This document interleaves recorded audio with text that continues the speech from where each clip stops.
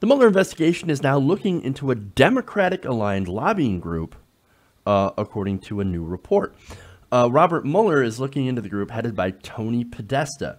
Now, this is the brother of Hillary Clinton campaign chairman John Podesta, over its dealings with the Ukrainian government-linked firm, according to NBC News.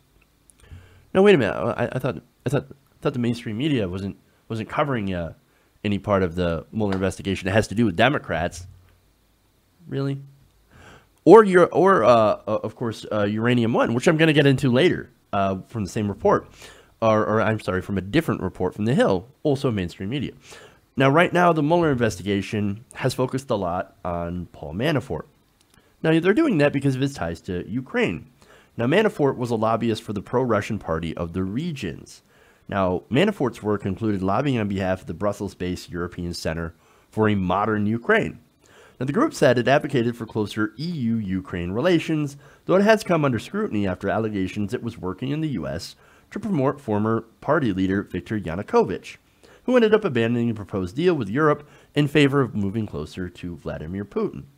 So what we have here is we have Paul Manafort, who worked on behalf of this guy, got paid, didn't tell anybody about it, and now we have new information that the Podesta Group had essentially been doing the same thing. According to reports from September, the Podesta Group, as well as consulting firm Mercury LLC, had been subpoenaed by Mueller over contracts with the European Center. Now, that's of course, group that advocated for, like I said, EU-Ukraine relations. Now, the prosecutor, Mueller, is now reportedly conducting a criminal inquiry into Tony Podesta and his group for failure to register as a foreign agent, which is compulsory when lobbying American lawmakers for another country, as it seems like they did, and as it might also be the case with Paul Manafort. Now, the Podesta Group had belatedly filed foreign agent paperwork this spring, followed by Manafort this summer. So again, we have a Trump guy, and we also have on the other side somebody who donates heavily to Democrats, both lobbying on behalf of a foreign country, that's lobbying our politicians on behalf of a foreign country and not disclosing that. And that is, of course, against the law. Now, it gets more interesting, as now we have ties to Uranium One. Now, records at OpenSecrets.org show the lobbying group also received $90,000 from that company, Uranium One. Now, I seem to recall that being in the news lately. If you haven't heard about Uranium One, it happens to be that Russian company that now controls 20% of the United States' uranium. Now, here's the scandal that was detailed in a 2015 story by the New York Times. Now, it was written by Joe Becker and Mike McIntyre. Now, that story revealed that leaders of the Canadian mining industry that built, financed, and eventually made the sale of what would become Uranium One to Russia were also big donors to the Clinton Foundation. According to Axios, since uranium is considered a strategic asset with implications for national security, the deal needed approval from several U.S. government agencies. Becker and McIntyre note that the State Department, then run by Hillary Clinton, was among the agencies that signed off on the sale. So yes, the agency, the State Department, was like, oh, you want access to 20% of the uranium in the United States? Done. Not a problem. Now, those contributions, sorry, getting ahead of myself, Canadian records also show that Moscow gradually took over Uranium One from 2009 to 2013. Uranium One's chairman, among others with ties to the company, used his family foundations to make a series of donations to the Clinton Foundation, totaling about $2.35 million. Those contributions were not disclosed by the Clinton, despite Hillary Clinton being under a White House agreement to publicly identify all donors. That's not all. June 2010, Bill Clinton was paid $500,000 to speak in Moscow. The same month, the Rosatom deal went through.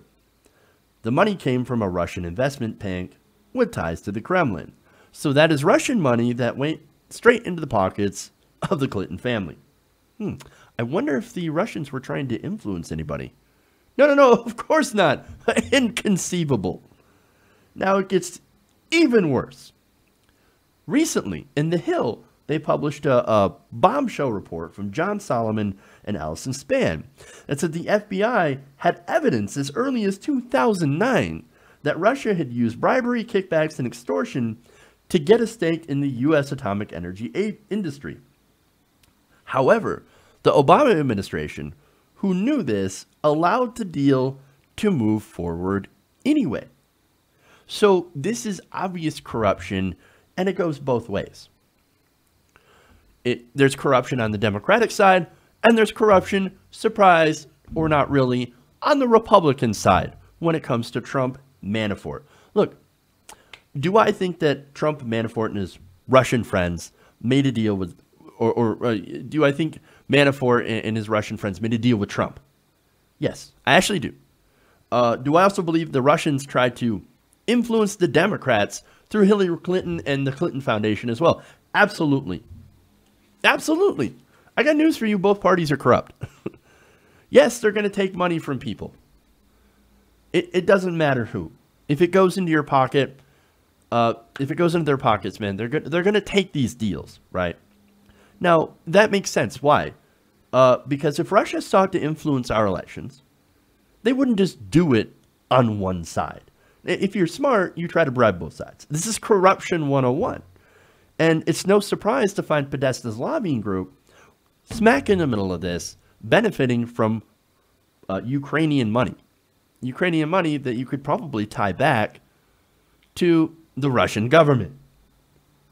Now, like I said before, once Mueller's investigation turned into one about financial corruption, that is one that became a real investigation.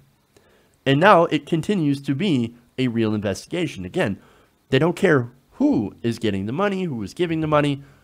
Hey, did you not disclose the fact that you were getting money, that you were basically lobbying our government on behalf of a foreign government and trying to spread influence, trying to influence our government and the decisions that they make?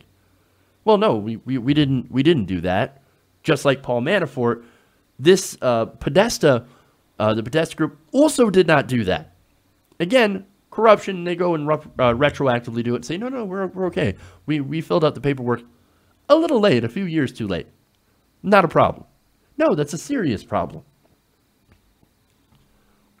And again, this whole thing, again, yes, they tried to influence our elections. Now, were they successful? That is a completely different question. I've said time and time again that I do not think that they were all that successful in moving the needle in the 2016 election. But regardless, do you really want foreign agents and foreign companies and foreign governments influencing what we do on our own domestic policy? Not really.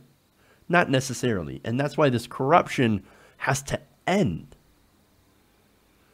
Now, as far as the investigation is going, it's going to be very, very interesting to see where this goes, especially now that there is a criminal probe into the Podesta Group. And, of course, to see how that applies to Manafort as well, and whether or not Trump or the Clintons were personally involved, and if so, to what extent. So look out.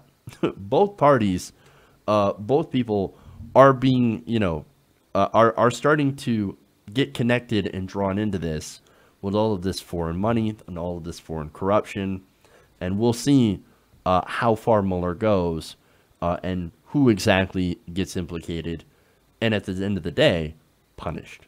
So, like I said, hold on, because it's going to get real interesting. Hey everybody, thanks for watching this video. If you want to see more like this, please hit the subscribe button below. And if you want to support truly independent progressive media, please consider becoming a patron at patreon.com/TYTNation.